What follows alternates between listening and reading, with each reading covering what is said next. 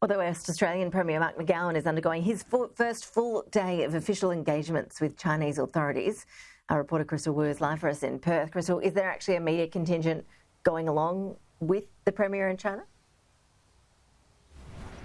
Well, the Premier confirmed before he flew out on Sunday night 2 members of the media were going to join him.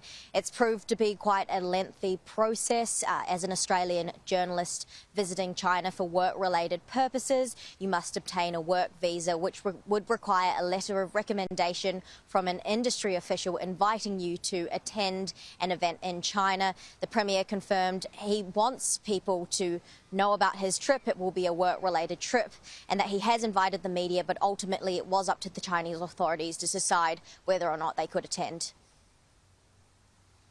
As you know, we moved heaven and earth to provide opportunities for the media to go, but it's really up to the Chinese authorities who they authorise and how many they authorise.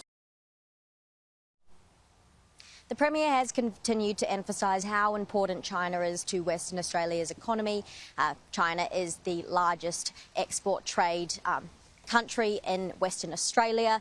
As well as this, the Premier wants to expand its international education sector. On Sunday, they announced a $13.1 million investment into WA's international education sector, and of course encouraging Chinese people to come and study in Perth.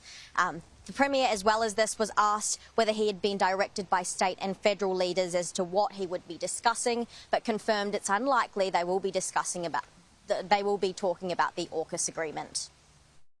Haven't been directed by anyone as to what to raise or not raise, but obviously I'll focus on economic issues that are of benefit to Western Australia.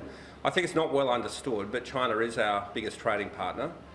We sell basically more than half of our exports go to China.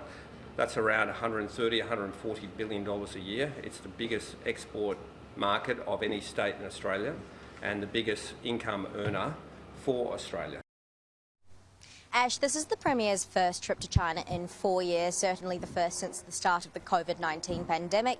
It will be 5 days in Beijing. He was going to spend some time in Guangzhou to meet with the head of China Southern Airlines about the potential resumption of direct flights between Perth and China, but unfortunately their timetables didn't align, so it will be 5 days in Beijing, and we are expecting to hear more about his itinerary later today.